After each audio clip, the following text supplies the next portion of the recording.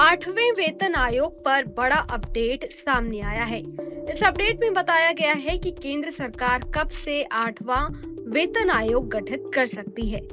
केंद्र सरकार ने 8वें केंद्रीय वेतन आयोग का गठन करने का ऐलान जनवरी महीने में ही कर दिया था। इसके बाद से ही केंद्रीय कर्मचारियों और पेंशन धारकों को इंतजार है कि आयोग का गठन कब किया जाएगा, उन्हें किस किस आधार पर क्या फायदा मिलेगा। हालांकि वित्त मंत्रालय के एक्सपेंडिचर सेक्रेटरी मनोज गोविल ने एक इंटरव्यू में इस पर बड़ा अपडेट दिया है। मनोज गोविल ने बताया है कि 8वां वेतन आयोग अप्रैल तक गठित हो सकता है। बता दें कि इससे केंद्र सरकार के लगभग 50 लाख कर्मचारियों और करीब 65 लाख पेंशन धारकों को फायदा मिलेगा।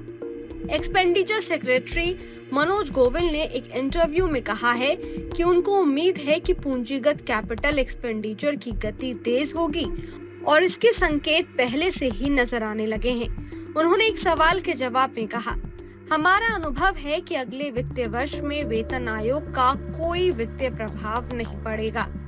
वेतन आयोग के गठन के बाद उसे अपनी रिपोर्ट सौंपने में कुछ समय लगेगा, जिसे बाद में सरकार द्वारा संसाधित किया जाएगा। इसलिए अगले वित्तीय वर्ष में हमें किसी आउटगो की उम्मीद नहीं है। अप्रैल 2026 से शुरू होने वाले वित्तीय वर्ष में आउटगो होगा। हाल ही में राज्यसभा में एक सवाल के जवाब में वित्त मंत्रालय के केंद्रीय राज्य मंत्री पंकज चौधरी ने भी बताया था कि सरकार ने आयोग के गठन को मंजूरी दे दी है और इससे जुड़े दूसरे पहलुओं के बारे में भी फैसला जल्द ही किया जाएगा।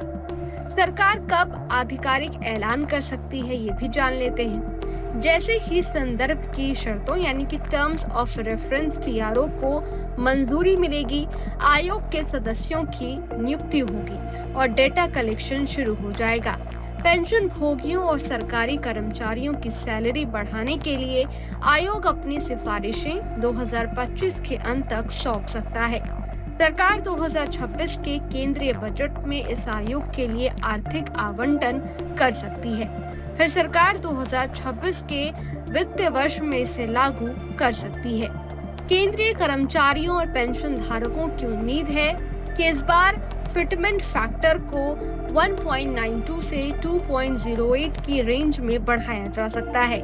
फिटमेंट फैक्टर एक मल्टीप्लायर है जिसका इस्तेमाल वेतन आयोग के प्रस्ताव पर केंद्रीय कर्मचारियों के वेतन और पेंशन को रिवाइज करने में किया जाता है।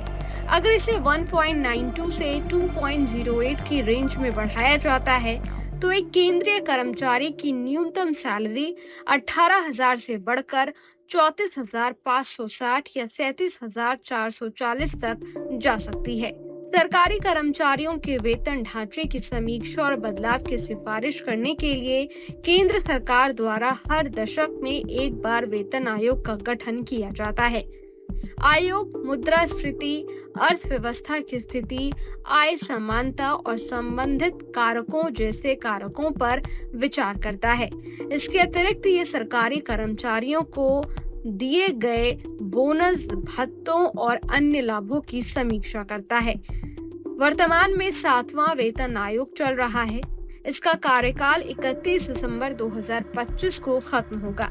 साल 2026 से 8वां वेतन आयोग लागू हो जाएगा। इस वीडियो में फिलहाल इतना ही। ये वीडियो आपको कैसा लगा कमेंट बॉक्स में जरूर बताइएगा। बाकी